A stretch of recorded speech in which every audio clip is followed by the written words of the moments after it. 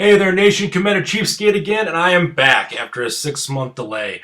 I have to apologize for all my viewers out there. The reason why I was gone for the last 6 months is because of Age of Sigmar is the reason why. As you guys know, about 6 months ago, Games Workshop decided to change up the entire Warhammer Fantasy Battle system and basically disregard it and continue and not release another edition of that game, and decided to use Age of Sigmar instead, which is a totally entirely different beast altogether. And to be perfectly honest with you guys, like a lot of gamers out there, I kind of lost heart with the whole new Age of Sigmar thing. I've been doing Warhammer Fantasy Battle since I was 12 years old, and I've been collecting and painting and playing that game for a long time. And it's a game I enjoy, it's a game I know, and so when I heard about Age of Sigmar, I felt really upset about it, just kind of got discouraged, and went to that dark place that most gamers go to when bad things happen. So for those who've been watching my videos, I apologize for that, and basically I've sacked up and realized that's not the way to go, and I decided to give this Age of Sigmar Age of Sigmar game system kind of like a run and see what it's like. I figured the worst case scenario is I play it, I don't like it, and so yeah, that's what I decided to do. I decided to approach this from a different perspective. Instead of trying to approach this as a game that's better than or worse than Warhammer Fantasy Battle, I decided just to approach it as an entirely different gaming system altogether. Because it is. It's an entirely different gaming system. The meta is different. The lore is different. The rules are significantly different.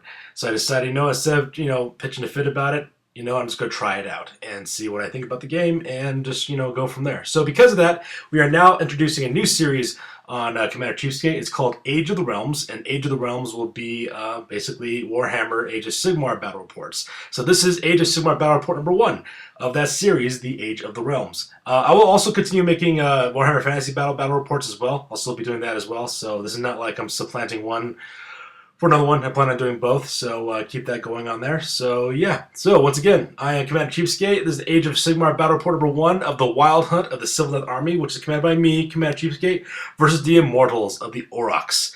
Basically, it's we're playing as rules as written. We're not doing any comp or anything like that. We just decided to bring as many models as we want to or not want to, and I decided to play from there. So that's exactly how the game rolled out. So let's see what happens when Sylvaneth take on a bunch of Orruks. Assemble the army! Alright, ladies and gentlemen, with that being said, now onto our army list. This is the Wild Hunt. It is a Wood Elf Sylvaneth army, and it's using the Guardians of the Deepwood Battalion rules for its setup. So let's go and run down the list. Basically, I have Durthu, who is, he's a beast. He's a holdover from 8th edition. I have a Treeman agent called Coadil, is his name. Next comes Sternback. He is a Treeman, followed by Dryka the Bright Wraith. And then, of course, come out the units. I have the Court of Winter, which is 20 Dryads. The Court of Spring, which is another 20 Dryads. The Forest Shamblers, which are 6 Treekin. And another unit of 6 Treekin called the Troop of Leaves. And so, basically, it's a Deep Woods battalion. I like the idea of using the Dryads to kind of like sneak around and using the Treemen and the Dryads to kind of like teleport around the various Wildwoods. It's the first time I'm really using this army, so it kind of appealed to me. So I figured, hey, new gaming system, new battle report, let's try out a new army. So yeah, that is my army of Wood Elf Sylvaneths. Alright, now it's time to go to my opponent's army. This is Brother Grimm's The Immortals. It is an Orruk Black Orc army. It is based off an Iron Jobs Big Mob battalion is basically what the rules on this one is. So let's go and run down the list of what we got here. First of all, we have Grimgor Ironhide. He's the general of this army. Followed by Wurzag, the Great Green Prophet. Next, we have an orc bully named Whip It Good, and he is there because my opponent has also taken some war machines for him. Our first unit is called the Immortals, Da Immortals, which is 20 Black Orcs, followed by the Crimson Killers, which is another unit of 10 Black Orcs. Dim Bloods, which is another unit of 10 Black Orcs. Another unit called Those People Eaters, which is a unit of 20 Savage Orcs. Next we have Undead Fred, who is a giant, and followed by Dim Kamikaze Boys, which are 2 Goblin Doomdiver Catapults. So yeah, this is a pretty solid list full of rock hard infantry with really good armor saves and 2 wounds for most of the guys. So yeah, it's been kind of interesting to see how this works. So that is the army for this one.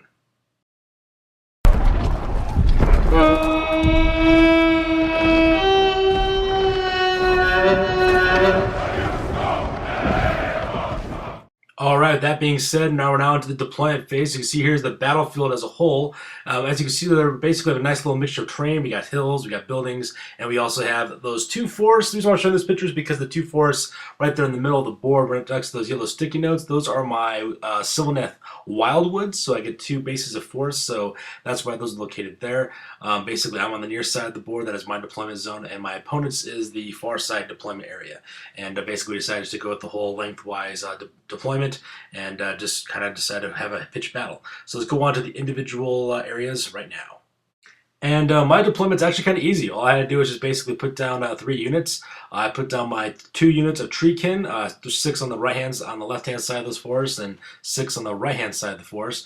And then I also deployed my branch wraith as well. The rest of my army is basically waiting on the spirit paths. I believe that's what the special rule is called. Basically, they can teleport anytime they want to during the move phase.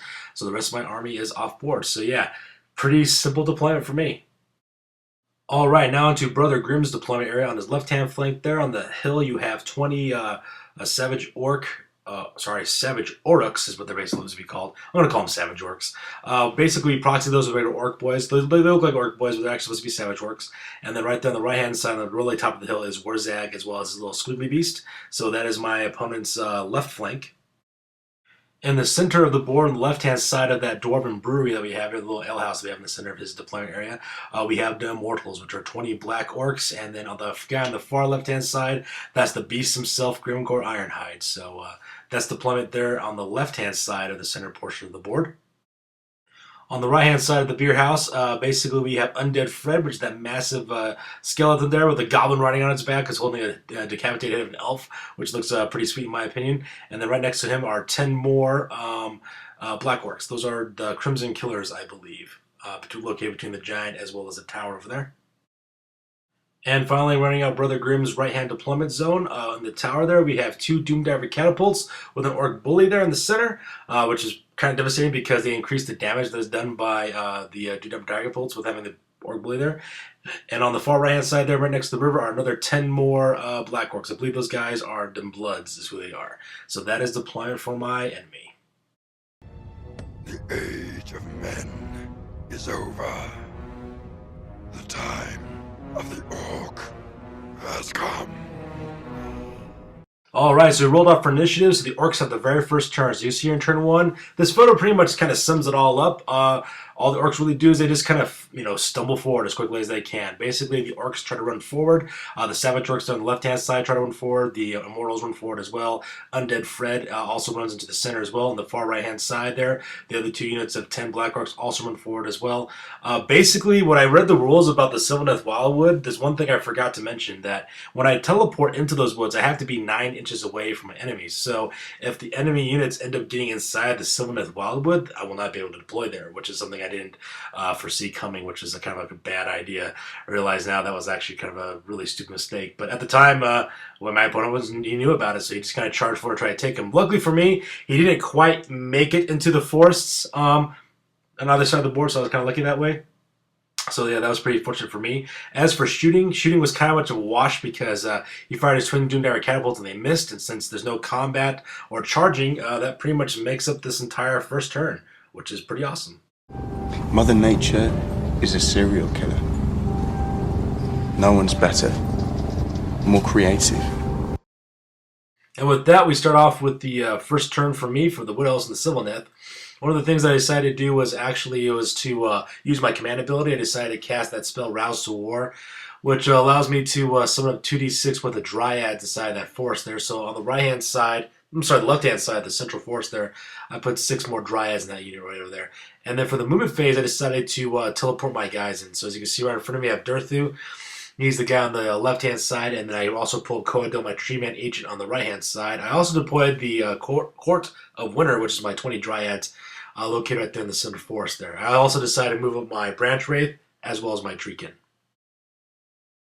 And on this side of the board, I also deployed my last unit of Dryad, which was the Court of Spring, as well as my last Tree Man as well. Luckily for me, my opponent was about 9 inches away. I was able to teleport my guys 9 inches away from the closest the closest Black Orc unit, but at the same time was able to manage to stay within 3 inches of the forest that's right there in the middle there. So now we got like a 2-flank kind of combat going on. So that's moving for this side. And with movement done, we open up to the shooting phase.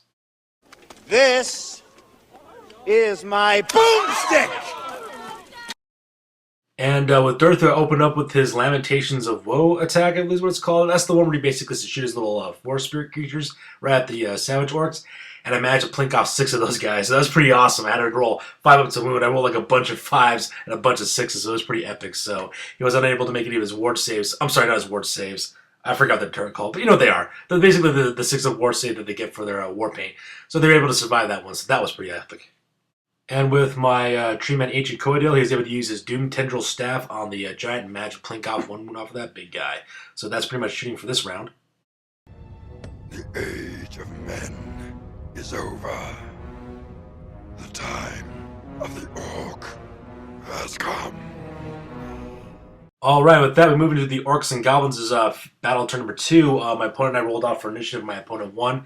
And so right off into the hero phase, he uses Wurzag. He casts Wurzag's Revenge spell on my Treeman Ancient, who is also a wizard character, and he managed to plink off 1 wound off of my Treeman Ancient, which was pretty sad.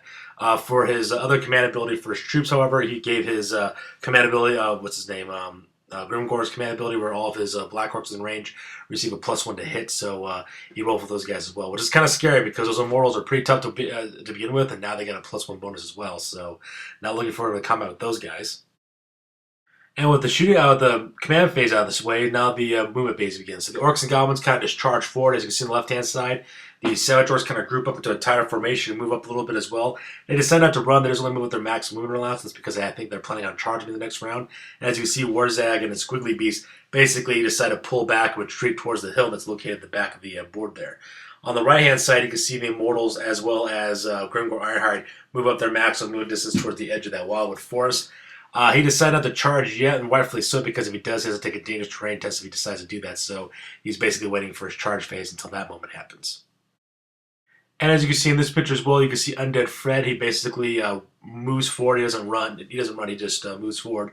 Moves up past the alehouse and starts setting himself up nice for a beautiful flank charge into the side of my Dryad unit there on the side. So that is moving for this half of the board.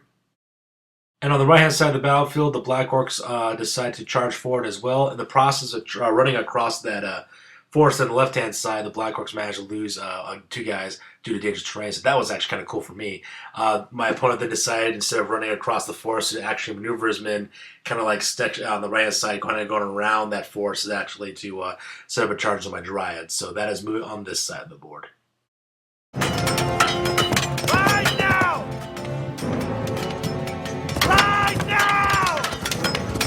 Right! Right for ruin and the world's ending! Death! Shooting was pretty much a wash for the Orcs and Goblins. All their Doomdiver catapults missed, so there's no photos to be taken of that. So we moved directly into the charge phase, and as you see in this picture, everything just comes charging forward. The Savage Orcs charge into Durthu there on the left-hand side, as you can see there. On the right-hand side of that forest, Grimgor Ironhide and his Immortals charge the forest to get to my Dryad unit. In the process, they lose 2 Black Orcs to dangerous terrain, which is awesome for me, not so great for him, but that's okay. And as you can see there, Undead Fred, the Giant, also charges in for a flank charge right into the flank of my Dryads. So that is the charging phase of Orcs and Goblins on this side of the board. And on the right-hand side of the board, as you can see here, the Black Orcs, both those Bloods, as well as the Crimson Killers, also charge into my Dryads as well. So the Court of Spring has got to take on 2 units of Black Orcs, which looks kind of rough. So that is the charge for the Orcs and Goblins. And with charges out of the way, we start going to the Orcs and Goblins close combat phase. Give them nothing, but take from them everything! And as you can see in this picture, the Immortals decides to go first, but they're going to decide to strike first with his Immortals, and he managed to plink off 3 of my Dryads. So that was kind of sad. Luckily for me, the cover saves as well as the Entangled Thicket saves kind of saved a lot of my troops from being killed on like that. And I have to admit, for Age of Sigmar, the combat phase is kind of different. I'm used to having where everybody on the same side attacks, and then it's everybody on my side gets to attack. I'm not used to this whole... player A goes first and picks one combat, then player B goes, and we kind of alternate between each unit. Actually, that's kind of weird to me. I didn't care for that too much. I liked it better in 8th edition, where basically you do all the attacks from your opponent's side, and then you get to a counterattack as well. But yeah, that was pretty much what happened on this side. So yeah, battle's over on this part.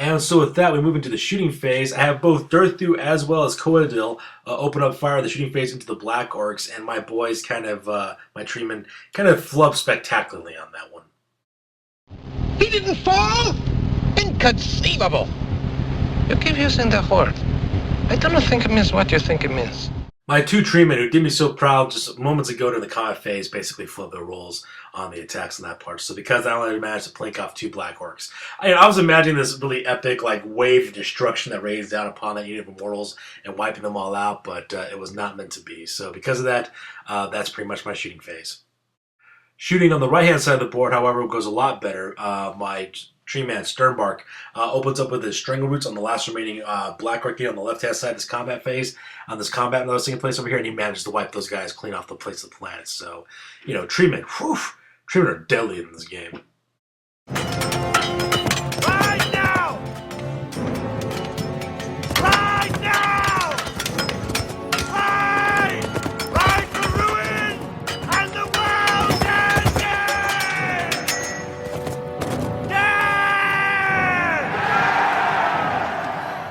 And with that, we go into the Widow's charge phase. As you can see here in this picture, my Treekin charged right directly at Wurzag, and we're planning on taking out that Savage Orc.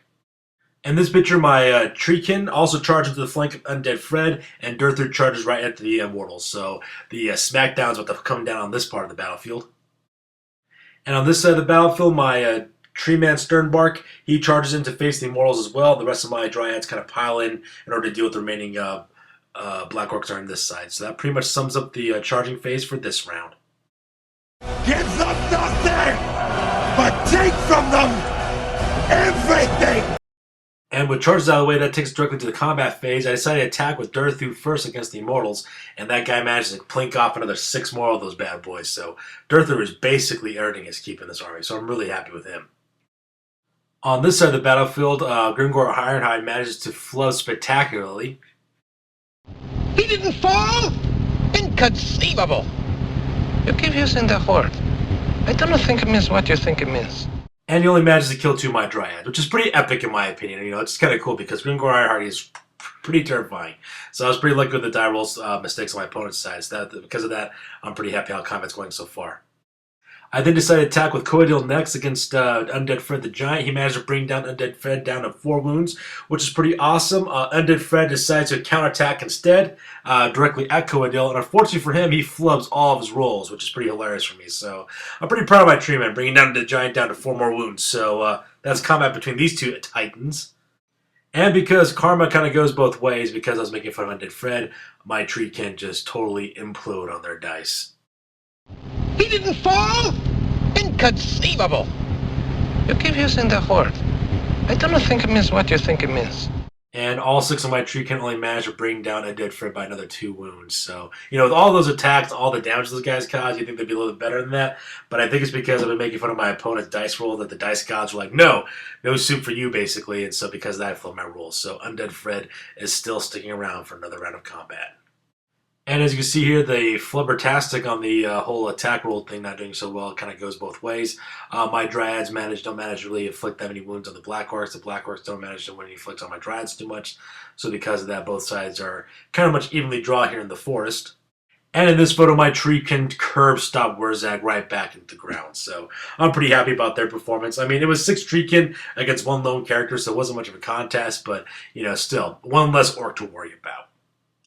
As you can see in this picture, the Black Orcs attacked my Dryads and managed to wipe out 4 of them pretty quickly, so that part was pretty sad for me. Unfortunately, my Dryads didn't do very well against this Black Orcs. They kind of rolled kind of poor on this part, but Sternbark, my Treeman, however, kind of pulled through for me. He ended up putting 3 more of these Black Orcs into the dirt, so that part was pretty nice. So that pretty much sums up the combat phase. And that takes us to the Battle Shock phase. You can see here a few more of my Dryads run away, same thing with a few more of the Immortals. So on this side of the board, it's pretty much evenly locked in that sense. We still have the Undead Fred as well as the Immortals, as well as Grimgor Ironheart. We also have my Dryad unit still left, same with my 2 units of Treekin, as well as Coadil, my Treeman Ancient. And with the units here on the right-hand side, we got 2 more Immortals left, as well as my opponent's Doomdiver Catapults and Orc Bully left in the tower, and a few more Dryads and Treeman left. So that is the end of the battle phase for this part. Mother Nature is a serial killer. No one's better, more creative. Luckily for me, I win the initiative for this battle phase, so now I start out for turn number 3. As you can see here for my command phase, I try to cast another spell of Rousing in War. Once again, I flub pretty spectacularly on that one. So for my command ability, Darthu gives my unit of Dryads that are fighting against the Mortals his Inspiring Presence command ability, so that way they can kind of hold it out for the end of the Bravery round. And that leads us right to the movement phase. As you can see here, there's kind of a little bit of movement going on. Basically, my Treekin swarm over to the right-hand side of the, left-hand side of Grimgor Ironheart, hopes to kind of catch him in a crossfire of attacks between my Treekin as well as my Dryads. So that's moving on this side of the board. And moving on this side of the board is just basically me just kind of shuffling around and getting back into position. So yeah, that pretty much makes it this round. With nothing else really going on and shooting being a wash, we go directly into the combat phase, and to be honest with you, there has been some. Give them nothing, but take from them everything! As you can see in this photo, Darthu just slaughters me some Immortals. Oh my god. He basically destroys that unit to a man. And basically all that's left over is Grimgor Ironhide and I think one more Immortal. I think that's pretty much it. All the other Immortals have been chopped down to pieces by Darthu himself. So that unit not looking so immortal, not anymore. Close combat on this next side, my opponent decides to attack with his giant against one of my Treekin. He manages to smash one of my Treekin and bring him down basically to one more wound left, so that part was pretty fortunate for me. I decided to counterattack with Coadil, and in that moment we bring Undead Fred crashing down. And we had to roll a d6 to figure out which direction Undead Fred would fall. I won the roll, oddly enough, so I made Undead Fred fall in the direction which he hit nothing. So that ended up working out pretty well for me. My opponent was upset big time because he was hoping to crush some Treekin in the process, but wasn't the fate. So Undead Fred is DRT. With Undead Fred, so much of my opponent's army basically destroyed, my opponent, Brother Grim, decides to call the game. He decides he can see at this point. Basically, all he has left is Grimgor Ironhide, his Doomdiver Catapults, as well as Orc Bully, and I think 2 more Black Orcs on the other side of the board. So he's like, you know what? I'm not able to defeat you anymore at this point. I have nothing left, so let's just call it a game. And basically, we call it quits. So that pretty much brings up the end of the game. This is what the board looked like on the left-hand side of the battlefield. And this is what the battlefield looked like on the right-hand side of the battlefield. As you can see there, he still has his tower with his war machines. He also has 2 more Black Orcs left over. But like I said before, my opponent decided to concede the game. So with that game being done, we're going to the recap. And for now, this game is over. That's it, man. Game over, man. It's game over. Sure, I could have stayed in the past. Could have even been king. But in my own way, I am king. Hail to the king, baby. Alright, and this ended up being a victory for Commander CheapSkate. So, for my very first Age of the Realms battle report for the Age of Sigmar, I couldn't have asked for a better game. It was Commander CheapSkate of the Sylvaneth army versus Brother Grim of the Orruks, and in the end I managed to pull it off. This was really my first real game of Age of Sigmar, and I'm pretty satisfied with it. I pretty much played it before. In other methods, we used much smaller armies before. We used like squad level type of guys, like 10 warriors, a character, a war machine, and a monster. That's pretty much how we got around with it, trying to learn the rules. So now that we actually fought a real actual game with like large armies, I'm pretty satisfied with it. There's some differences about it. It's real different than Warhammer Fantasy Battle in so many ways. I can't even talk about it, but it's different in a good way. I'm not sure why it gets a lot of hate that it does. I mean, I know it's kind of different, but you know, I'm treating it like its own separate game, its own separate entity, and as long as I keep doing that, it's a pretty good game. I like it a lot, actually. One of the things I did notice about this game, though, is that these battles go very, very quickly. In fact, I was looking at the time of this battle report. I think this battle report runs about a little under 30 minutes. Most of my battle reports for Warhammer Fantasy run about 45 minutes and over. So when we actually played this game, it took about an hour and a half, I think, tops. It was a very fast game. So I can see what the appeal is for this game, especially if you are trying to get games done very, very quickly. So kudos on that part. Also, things like movement and other nuances of this game, the very minute, very important things like measurements are very, very important because all the attacks have certain amounts of ranges. So this game has a very different way of thinking about this game. I mean, you can't play it like you used to in Warhammer Fantasy. You have to really think about moving your troops and when it comes to pile in and trying to make sure that you're in distance of terrain at the same time. There's so many distance away from enemy, and it's got a lot of nuances to it. It's got some depth to it that I think Warhammer Fantasy didn't have before. So you have to really think about things like flanking and maneuverability. It's very, very important in this game. Same thing with synergy. making sure that you're within distance of certain characters, receive certain bonuses and things like that. Making sure that you have certain command abilities and basic passive abilities that your characters have for your army overall. I think that's really important as well. So I have to probably take a look at the rules on that and make sure that it works out pretty cool. We probably made a bunch of mistakes playing this game, but we're basically still learning. We're still kind of slowly getting into it. So so far so good as far as I'm concerned. All in all, it's a very good system. I'm still going to play it. I'm going to play this in Warhammer Fantasy as well, and I'm going to treat it like 2 different separate games. And so far, I'm enjoying my army, enjoying the game. One hell of an opponent to play against. A lot of my friends who play with me in 8th edition are starting to break into Age of Sigmar as well. So I know the people I'm playing against, and they're always great opponents. So I'm always looking for rematches. So yeah, all in all, couldn't be satisfied more. So that's it, Nation. That's all we have for now for the very first battle report of Age of Sigmar's Age of the Realms. Keep tuned in for furthermore 8th edition Warhammer Fantasy battle reports as well as Age of Sigmar. So yeah, thanks guys. Goodbye.